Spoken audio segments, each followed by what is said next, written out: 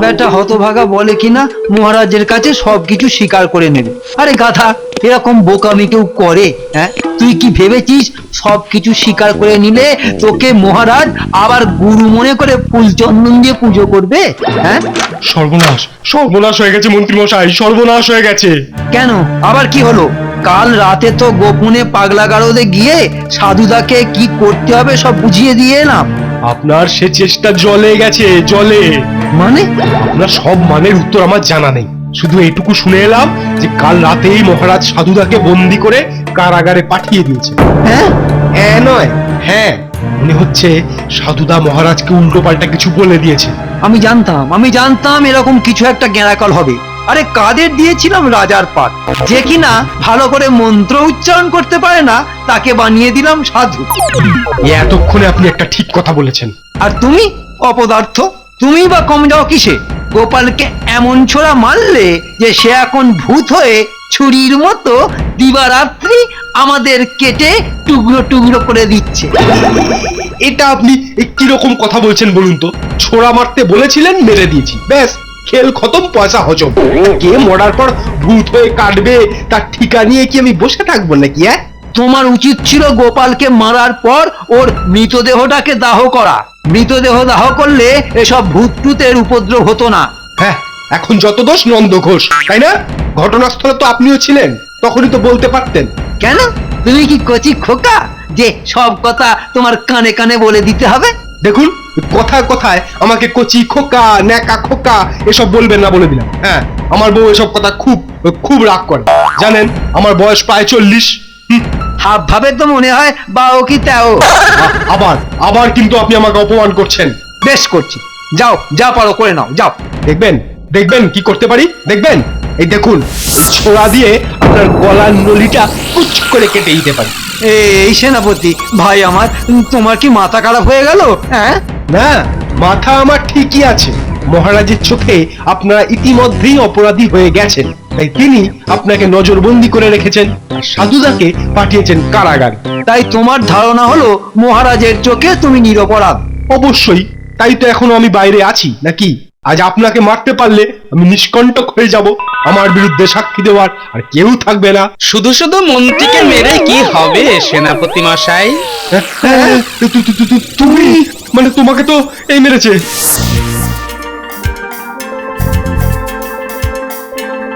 মন্ত্রী মশাই, ওই দেখুন গোপাল নদীর ধারে বসে আছে, পা টিপে টিপে যাও, পিঠে ছুরিটা বসিয়ে দিয়ে চলে এসো। যাবো মানে যেতেই হবে? হ্যাঁ যাও, একটু পরেই ভোরের আলো ফুটতে শুরু করবে, আর আলো ফুটে গেলেই নদীর ঘাটে লোক চলাচল শুরু হয়ে যাবে। যাও। যাচ্ছি যাচ্ছি।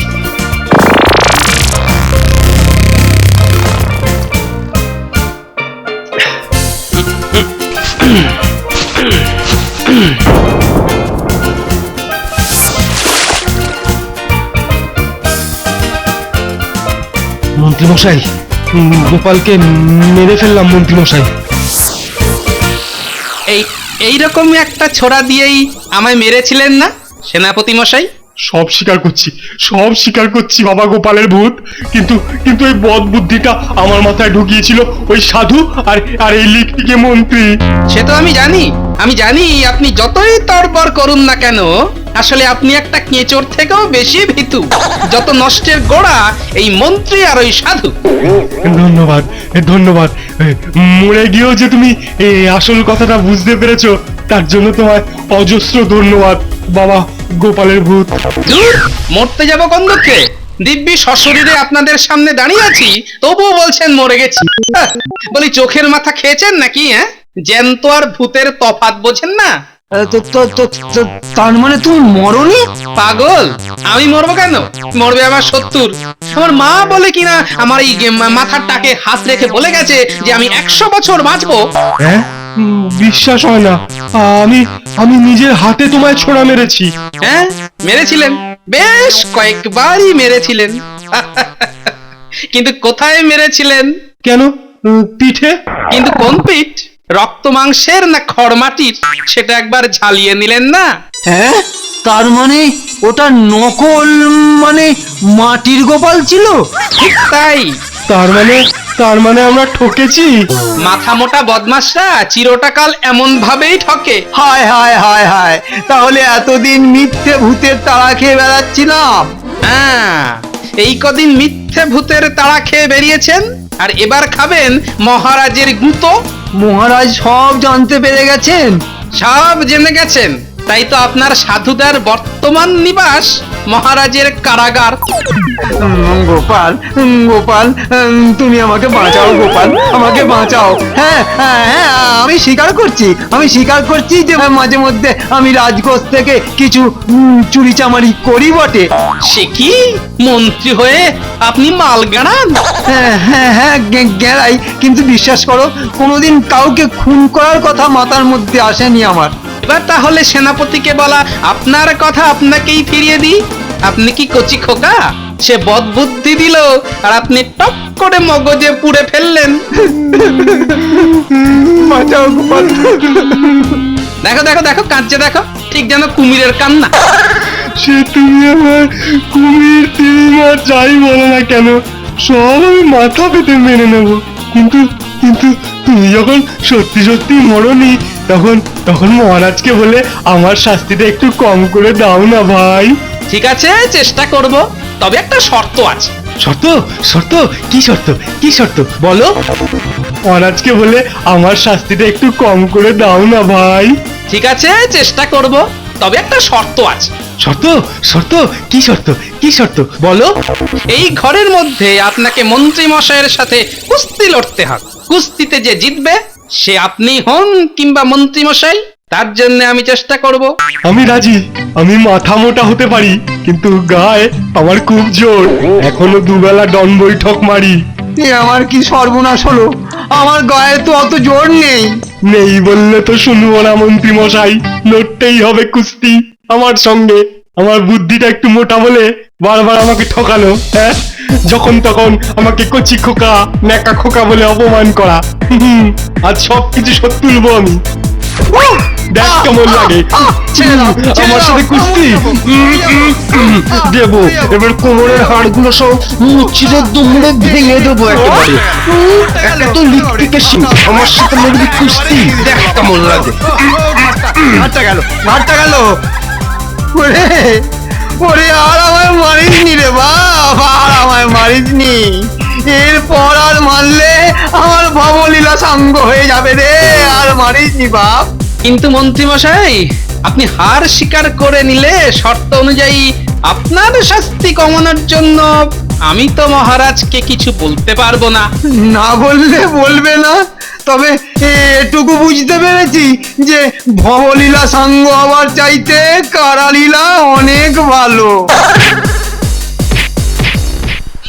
এই সব বস্তা ভরা ধানগুলো মন্ত্রীমশাই খাজনার নাম করে আমাদের কাছ থেকে জোর করে আদায় করেছিল। শুধু গোপাল ঠাকুরের জন্য আজ আমরা এগুলো সব নিয়ে যেতে পারছি। গোপাল ঠাকুর তাহলে সত্যি সত্যি মারা যায়নি? না রে, মরার ভান করে ভূতের নাটক করে যাচ্ছিল। তা ঠিক করেছে, ভূতের নাটক করলো বলেই তো ওই ভণ্ড সাধু জব্দ হলো বল। ভাবো তো একবার, গোপাল ভাঁড় না থাকলে আমাদের কি দশা হতো। মহারাজ রাজধর্ম ছেড়ে গেরুয়া পরে ভগবান ভগবান করে হে দিয়ে মরতেন। আর সেই সুযোগে আমাদের সকলকে পথে বসিয়ে ছাড়তো ওই সাধু আর মন্ত্রী। সবই যখন গোপালের জন্য হলো, তখন একবার গলা ছেড়ে সবাই বলো জয়, গোপালের জয়।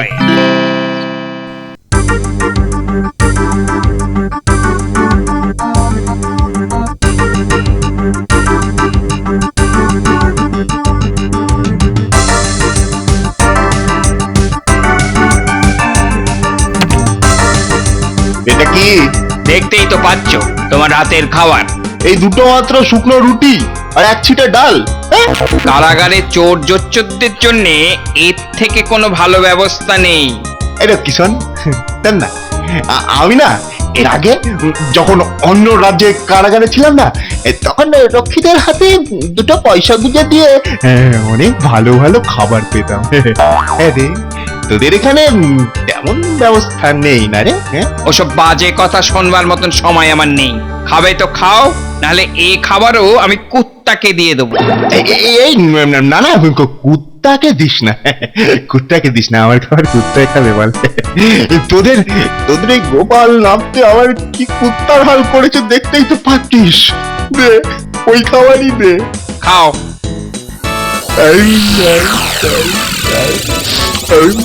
এই রক্ষী বাবা, জানিস তো আমি সাধু, সত্যি সাধু। তারপর দাঁতগুলো সব নরমাল। দয়া করে একটু দুধটুক এনে দে না বাবা, একটু দে না। আমি তোকে প্রাণ ভরে আশীর্বাদ করবো বাবা। তোমার মতো ভণ্ড আর তেঁদোর সাধুর আশীর্বাদ আমার দরকার নেই, বুঝলে? কি বললি? আশীর্বাদের দরকার নেই? ঠিক আছে, ওইটা ছুঁয়ে এমন অভিশাপ ঝাড়বো না।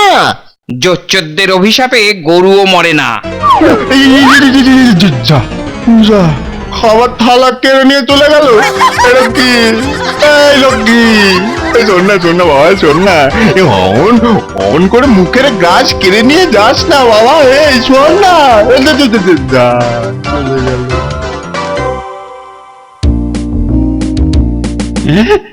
বলো কি গোপাল, মন্ত্রী তাহলে আড়ং ধোলাই খেলো? খেলো মানে একেবারে 7 জন্মের মার এই জন্মে খেয়ে নিল মহারাজ। দেখবেন বেশ কিছুদিন ও আর শির দ্বারা সোজা করে দাঁড়াতে পারবে না। আর ওই সেনাপতি? ওটা একটা মাথা মোটা গাধা। তবে আমায় বলেছে যে জীবনে আর মন্ত্রীর সঙ্গে গাঁটছড়া বেঁধে এমন অকাজ কুকাজ করবে না। হ্যাঁ, তাহলে রাজসভায় ডেকে এনে ওদের আর শাস্তি দিতে হবে না। প্রকাশ্যে এসব না করাই ভালো মহারাজ, তাহলে ঘরের কেচ্ছা বাইরে বেরিয়ে যাবে না। গোপাল ঠিকই বলেছে, এরপর থেকে ওই মন্ত্রী আর সেনাপতিকে চোখে চোখে রাখলেই হবে, আর তাতে যদি না শুধরোয় তাহলে তাড়িয়ে দিলেই মিটে গেল। রানীমার সাথে আমি সম্পূর্ণ একমত মহারাজ। ঠিক আছে ঠিক আছে, তাই হবে। তবে আপনাকেও একটা কথা বলে রাখি মহারাজ। আবার কি কথা? ওই যখন তখন যার তার কথায় দুম করে নেচে ওঠা আপনার একটা বড় বাজে স্বভাব মহারাজ। কে না কে এসে বলল ভগবান দেখাবো, আর আপনি অমনি কচি খোকার মতো দুহাত তুলে। কি হলো, এবার উত্তর দাও। বিয়ের পর থেকে দেখে আসছি কথায় কথায় পরের তালে তাল মিলিয়ে নেচে ওঠা। ঠিক আছে ঠিক আছে, একবার তো নিজের ভুল স্বীকার করেই নিয়েছি, তারপর আবার খোঁচা দাও কেন বলো তো? ও বাবা, আপনি তাহলে আগেই মহারানীর কাছে ভুল স্বীকার করে নিয়েছেন। দেখো কাণ্ড, এটা তো জানতাম না আমি। তা গোপাল, ওই জোচ্চোর সাধুর কিছু ব্যবস্থা ভেবেছো নাকি? ভেবেছি মহারাজ। কি ভেবেছো? কাল সর্বসমক্ষে ওর জটা দাড়ি চেঁচে মাথায় খোল ঢেলে উল্টো গাধায় চাপানো হবে। তারপর তারপর সারা রাজ্য ঘুরিয়ে গাধা থেকে নামিয়ে দেওয়া হবে। তারপর একটা, না থাক, ওটা আজ বলবো না, ওটা হবে সাধু তাড়াবার বিশেষ চমক।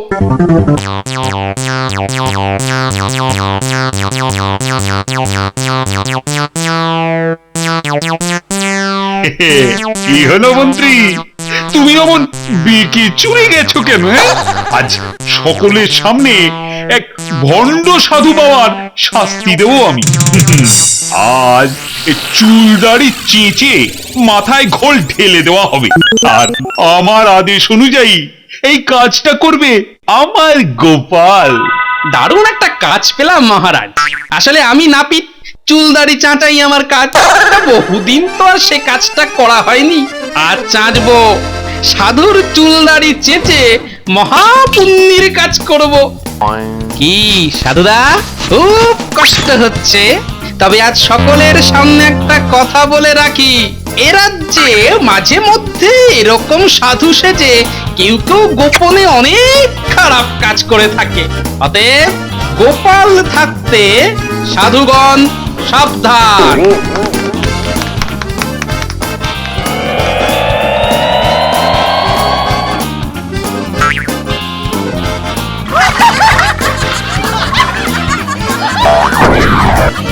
সাধু বাজি ধারি তাই হারালি জটা দাড়ি, উল্টো গাধায় চড়ে তুই চললি জমের বাড়ি।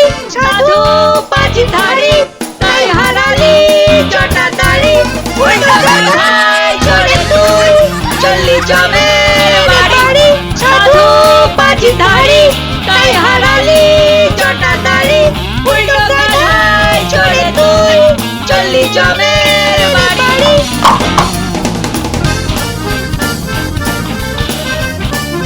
যা সাধু, মাথা হেট করে চিরকালের মতো চলে যা। ওই ওঝা আমার এমন ডান্ডা মেরেছে যে ভালো করে হাঁটতে অব্দি পাচ্ছি না। তাহলে কি করতে হবে? এই এই গাধাটা যদি পেতাম। গাধা? দাঁড়া, গাধার থেকেও দ্রুতগামী এক জানোয়ার দিচ্ছি, যে তোকে ছুটিয়ে 5 দিনের পথ 5 ঘন্টায় পার করে দেবে। লালু, নে লালু, তো তো তো তো তো নে নে নে নে, যা যা যা, পেছনে যা, পেছনে যা। গোপাল তোকে দেখে নেবো, তোকে দেখে নেবো আমি। ওরে ওরে ওরে বাবরে, খেয়ে নিল তো, খেয়ে নিল। ছাড়বো না তোকে, ছাড়বো না। সাধু হলো